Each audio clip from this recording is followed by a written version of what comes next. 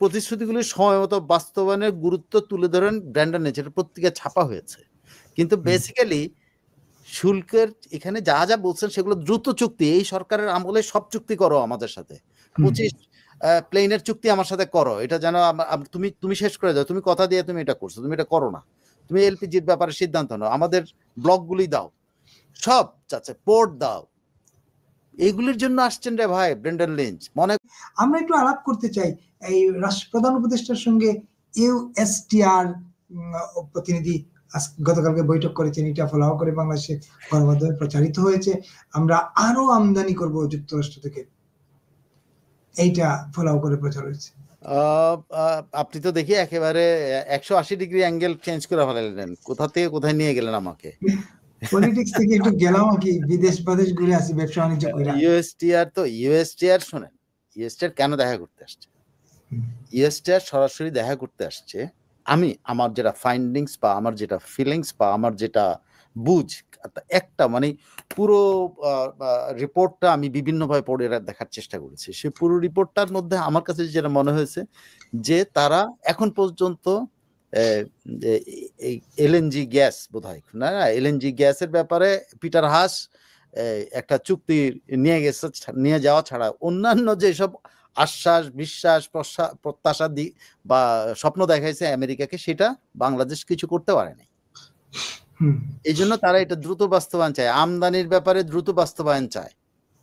মূল মিটিং এর মূল বিষয় কিন্তু একটা লাইন, এখানে অনেক কিছু আছে। দেখেন, যেটা সরকার থেকে যেটা বলা হয়েছে সেটা হলো যে বাংলাদেশ কি কি করবে, তুলা সয়াবিন আমদানি করবে, জ্বালানি সহযোগিতা জোরদার করবে, এলপিজি আমদানি করবে, বেসামরিক বিমান কিনবে। বাংলাদেশ তো অনেক আশ্বাস দিয়ে আসছে, ঠিক আছে? হ্যাঁ, যুক্তরাষ্ট্রের জন্য বাংলাদেশের দরজা পুরা খুলে দিতে চেষ্টা করছে, কিন্তু কি খুলবেন সেইটা জানতে আসছেন। যে আপনারা যে আমাদের কাছ থেকে সুবিধা নিলেন, যে 20% সুবিধা আপনারা দিলাম, আপনারা তো অনেক কিছু করছেন, এটা বাস্তবায়ন কোথায়, কবে বাস্তবায়ন করবেন? ইউনুসকে ধাওয়া দিতে আসছে যে খবর কি 25টা প্লেন কিনবে, এখন পর্যন্ত একটারও চুক্তি করলা না, ঘটনা কি? কিছু তো তোমাদের মধ্যে থেকে দেখাচ্ছে না। তোমরা তো এখন পর্যন্ত আমাদের এলএনজি আমদানির ব্যাপারে কিছু করে, জ্বালানি সহযোগিতার ব্যাপারটা কোথায় গেল? আমাদেরকে ব্লকগুলি কবে দিবা, কবে মানে জানতে, সেটা ধাওয়া দিতে আসছে রে ভাই এই ব্র্যান্ডন লিঞ্চ। যে এখন বলতেছে তোমরা যে এত এত কথা দিয়ে আসলা, সেই কথাগুলো বাস্তবায়নের খবর কি, এটার জন্য জানতে আসলে। কিন্তু কথা হচ্ছে যে ব্র্যান্ডন লিঞ্চের একমাত্র লাইন আমি যেটা আপনি কোট করতে পারি, চুক্তি নিয়ে, শুল্ক চুক্তি নিয়ে সে বলছে যে শুল্ক চুক্তি সময় যে প্রতিশ্রুতিগুলো তুই দিয়েছিলা, কোট আনকোট, প্রতিশ্রুতিগুলি সময় মতো বাস্তবায়নের গুরুত্ব তুলে ধরেন ব্র্যান্ডন লিঞ্চ। এটা পত্রিকায় ছাপা হয়েছে, কিন্তু বেসিক্যালি শুল্কের এখানে যা যা বলছেন সেগুলো দ্রুত চুক্তি। এই সরকারের আমলে সব চুক্তি করো আমাদের সাথে, 25 প্লেনের চুক্তি আমার সাথে করো, এটা যেন তুমি তুমি শেষ করে দাও। তুমি কথা দিয়ে তুমি এটা করছো, তুমি এটা করো না। তুমি এলপিজির ব্যাপারে সিদ্ধান্ত নাও, আমাদের ব্লকগুলি দাও, সব চাচ্ছে পোর্ট দাও। এইগুলির জন্য আসছেন রে ভাই ব্র্যান্ডন লিঞ্চ, মনে করাই দিতে আসছেন তোমারে কিন্তু আমরা ছাড় দিছি, কিন্তু তোমারে কিন্তু আমরা ছাড় দেওয়া মানে কি তুমি আমারে কিছু না দিয়ে যেতে পারবা না, আমাদের দিয়ে যাও, দিয়ে তারপরে তোমার মুক্তি আমরা দেব। এখন তুমি আসো, বাংলাদেশ নামের একটা জেলের মধ্যে তোমাকে রাখা হয়েছে, যমুনার মতো একটা খুপড়ির মধ্যে রাখা হয়েছে। এই খুপড়ি থেকে বাইরে হতে হলে কিন্তু আমার এই জিনিস দিতে হবে, দ্যাটস অল। না, উনি হয়তো বলছে যে আমারই তো চুক্তির মেয়াদ শেষ হয়ে যাচ্ছে, তোমার সাথে কি চুক্তি করবো? না না, ওরা ওইটা মানবে না, ওরা ওইটা মানবে না। এবং সে মানবে না বলেই আমি বললাম তো সামান্য একটু ফাঁস হয়েছে, আপনি সামান্য ফাঁস হয়েছে যে আমদানি প্রতিশ্রুতিগুলো সময় মতো বাস্তবায়ন, সময় মতো নিশ্চয়ই কোনো একটা সময়সীমা তারা দিয়েছে, তো সময় মতো বাস্তবায়ন করে তারা গুরুত্ব আরোপ করছে। তার মানে কি সময় মানে কি তোমার আমলে আমার এগুলা দিয়ে যায়, তোমরা এগুলা প্রতিশ্রুতি, সেটা তো বিএনপি প্রতিশ্রুতি দেয় না। বিএনপি যদি ক্ষমতায় আসে সে তো প্রতিশ্রুতি দেয় নাই, বা অন্য সরকার জামাত ক্ষমতায় যদি আসে জামাত তো প্রতিশ্রুতি দেয় নাই। প্রতিশ্রুতি তুমি বাস্তবায়ন করে যাবা। প্লেনগুলি কেনার খবর কি, এটা তারা জানতে চাইছে। পিটার হাস না হলে তার ব্যক্তিগত খাতির দিয়ে এলএনজি না ফেলএনজি এটা কেনার 1 লাখ কত, তাও অনেক বেশি দামে, কিন্তু বাংলাদেশের রিজার্ভ এখন কিন্তু আমেরিকার আমদানি দিয়ে খেয়ে ফেলবে। পাঠাবে হলো গরিব দেশের গরিব মানুষগুলো তাদের ইনকাম করে বাংলাদেশের রিজার্ভ বাড়াচ্ছে, আর রিজার্ভ এখন বসে বসে আরামসে আমেরিকা খাবে, ব্রেন্ডন লিঞ্চরা খাবে। ইউনূস সাহেব সেটা দিবেন, এবং সেটা দেওয়ার জন্য কিন্তু ব্রেন্ডন লিঞ্চ বাংলাদেশে এসে এই ধমকি দেওয়ার জন্য আসছেন যে কোথায় যে কথা দিয়েছিল সে কথা রাখো না কেন, দ্রুত কথা রাখো। দেখেন এই প্রক্রিয়া শুরু হবে। এখানে তো একটা কথা আসে এই কারণেই বললাম যে বাংলাদেশের মানুষ ভাবতেছে যে কোন সময় ইউনূস সাহেব তলফা গুটিয়ে চলে যাবেন, কিন্তু ব্রেন্ডন লিঞ্চ যদি এই ঝামেলা করে তাহলে তো এই লোক যেতে পারবে না চুক্তি না করে। জি হ্যাঁ, বললাম যে বাংলাদেশের মানুষ তো প্রত্যাশা করতেছে যে কোনো সময় তলফা গুটিয়ে ইউনূস সাহেব হয়তো ফ্রান্স হোক আর অসলো এত সহজ না, এত সহজ না। ইউনূস সাহেব চাইতে পারবে না, ইউনূস সাহেব তার কিছু করে দেখা যেতে হবে, নাহলে কিন্তু উনি পৃথিবীর কোথাও গিয়ে উনি স্বাভাবিক থাকতে পারবেন না, উনি গুহার ভিতরে থাকতে হবে। এটা ওনাকে দিয়ে ওরা করাবেই, চেষ্টা মানে শেষ পর্যন্ত ওনারে দিয়ে কিছু করানোর চেষ্টা করবে, যেমন চায়না করতেছে। চায়না তো ওদিক দিয়ে তারা গুতাই যাচ্ছে তিস্তা চুক্তির জন্য। হ্যাঁ, আজকে চায়নার গতকালকে চায়না 55 তারা $550 মিলিয়ন দিতে রাজি হয়ে গেছে। তাড়াতাড়ি চুক্তি করো না কেন? আমরা তো টাকা দিতে রাজি হয়েছি। চায়না জানে যদি ইউনূস এই কথা দিয়ে তো তার সাথে খাতির করছে, তার সাথে দেখা দিয়ে শীর সাথে দেখা করছে, কথা না রাখো, তুমি যে কথা বলে তুমি দেখা করছো সে কথা রাখো। সবাই কিন্তু এখন কথা রাখার জন্য কিন্তু এগুলো করতেছে।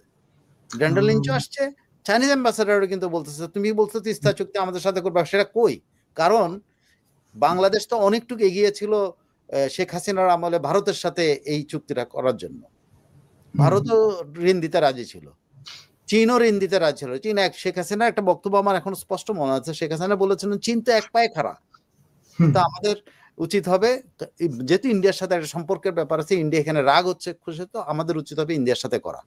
আচ্ছা, সে জায়গাতে তো বাংলাদেশ শেখ হাসিনা তো ক্ষমতা চেঞ্জ হয়ে গেল, আসলেন ইউনূস সাহেব কথা দিলেন, শীর সাথে দেখা সাক্ষাতের একমাত্র শর্তই ছিল যে উনি জঙ্গি বিমান কিনবেন এবং এই তিস্তা চুক্তি করবে। তো তিস্তা চুক্তির যে টাকাটা লাগবে সেটা দেওয়ার জন্য $550 মিলিয়ন দেওয়ার জন্য কিন্তু চীন রেডি। এইটাই কিন্তু এই চীনা দূত বলছে যে আমরা তো রেডি, তোমরা আমাদের সাথে চুক্তি করছো না কেন? ওর নাম হলো ইয়াও ওয়েন, আসাদ আল সিয়ামের সাথে বৈঠক করে কিন্তু এই কথাটাই বলছে যে তোমরা তো আমার সাথে কথা দিয়েছিলে যে শীর সাথে দেখা হইলে এগুলা করবা, এখন করো না কেন? কিন্তু প্রথমে দেখলাম উনি দেখা করে বাংলাদেশকে গিফট করছে লোকোমোটিভ, ট্রেনের ইঞ্জিন 20 টানা কতটা গিফট করছে, ফ্রি গ্রান্ট। এইটাই তো গণমাধ্যমে বিরাট ইঞ্জিন এখন চীনে ব্যবহার হয় না। চীনে যেগুলো পুরনো ফালায় রাখছে সেই লোকোমোটিভ গুলো এখন এখানে কোনো মতে যদি বাংলাদেশে ডাম্পিং করতে পারে সেটার চেষ্টা করতেছে। চীন তো ডাম্পিং গ্রাউন্ড হিসেবে সকল দেশকে ব্যবহার করার চেষ্টা করে। আমেরিকা কিন্তু চীনকে চেনে হলে চীন কোনো না কোনো সুযোগে ডাম্পিং করে, এটার জন্য আমেরিকা কিন্তু সবসময় চীনের সাথে কিন্তু গেঞ্জাম। সো ওই লোকোমোটিভ গুলো ডাম্পিং হচ্ছে, এগুলা ডাম্পিং হওয়া মানে এগুলো রাখার ওদের জায়গা নাই, বা ওরা এগুলা ভার বহন করতে চায় না, এগুলো খরচ লাগে তো এগুলোকে মেনটেন করতে, সেগুলো বাংলাদেশের ঘাড়ে চাপায় দাও, দিয়ে দাও, ওরা করুক গিয়ে। আরেকটা বিষয় আলাপ করি, দেখলে মানে আমাদের চীনের বিষয়টা যেহেতু কভার হয়ে গেছে, আরেকটা বিষয় আলোচনা করি, তারপরে আপনার আজকে ওই বললাম ছোট ছোট আলোচনা আর কি। আজকে একটু বড় পরিসরে ছোট ছোট আলোচনা আর কি।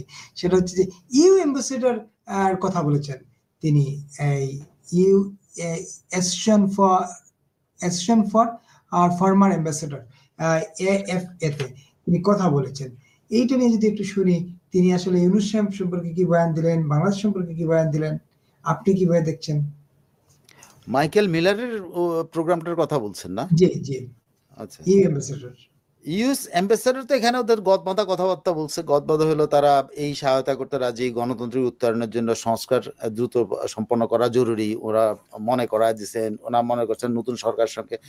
তারা কিন্তু একটা গুরুত্বপূর্ণ কথা এখানে বলেছে, আমি একদম সংক্ষেপে বলি। তারা যেটা বলছে, তো তরুণ প্রজন্মের প্রত্যাশা এবং আকাঙ্ক্ষা বাস্তবায়ন করার জন্য আমরা বসে আছি, আমরা লক্ষ্য করতেছি তোমরা এটা করতেছো কিনা। তার কথা হলো রাজনৈতিক দলগুলো এই তরুণদের আকাঙ্ক্ষা বাস্তবায়ন করা উচিত, নাগরিক সমাজের উচিত উন্নয়ন সহযোগিতা একযোগে কাজ করে এই সবকিছু বাস্তবায়ন করতে হবে। এটা হলো তাদের কমন কথা। এবং তারা বলছে এর জন্য রাজনৈতিক ঐক্যমত দরকার, এই বিষয়গুলোর জন্য, অন্য সব বিষয় রাজনৈতিক ঐক্যমত দরকার, এবং সেটা কেন হচ্ছে না। হ্যাঁ, তো এইটা হচ্ছে না বলে তারা একটু উদ্বিগ্ন। কিন্তু তারা ইউ অ্যাম্বাসেডারের মূল মেসেজটা কিন্তু অন্য জায়গায়। ইউ অ্যাম্বাসেডার এত সব কথাবার্তার মধ্যে একটা মেসেজ আছে, তারা আগামী সরকারের সাথে কাজ করার জন্য উদ্গ্রীব হয়ে অপেক্ষা করতেছে। মানে ইউনূস ভাই আপনি কবে যাবেন?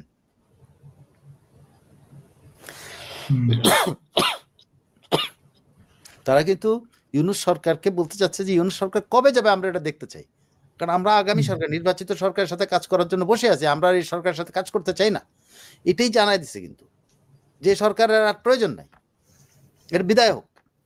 কারণ এই সরকারের সাথে আমেরিকার প্রয়োজন আছে, ব্র্যান্ডন রিঞ্চের প্রয়োজন আছে, যে যা যা কমিটমেন্ট করছে এগুলো দিয়ে যাও। চীনের শীর্ষ সাথে মিটিং করছেন, যা যা কথা দিয়ে আসছেন এগুলো বাস্তবায়ন করো, ওদের আছে। কিন্তু ইউ তো এরকম কোনো স্বার্থ নিয়ে বসে নাই, ইউ তো কোনো কিছু এক্সপোর্ট করতেছে না, কিছু করতেছে না, তাই না? ইউ যেটা করতেছে না সেটার সাথে ইউর কিছু নাই। ইউর হলো রোহিঙ্গা ইস্যু, ইউর হলো ধরেন নিরাপত্তা ইস্যুতে কিছু কেস আছে, কিন্তু সেগুলো তো তারা বলতে চায় তারা দ্রুত একটা দ্রুত নির্বাচন চায় এবং দ্রুত একটা নির্বাচিত সরকারের সাথে কাজ করার জন্য তারা আগ্রহী। একদম সাবেক অ্যাম্বাসেডরদের এই সমাবেশে উনি এই কথাটাই বলেছেন।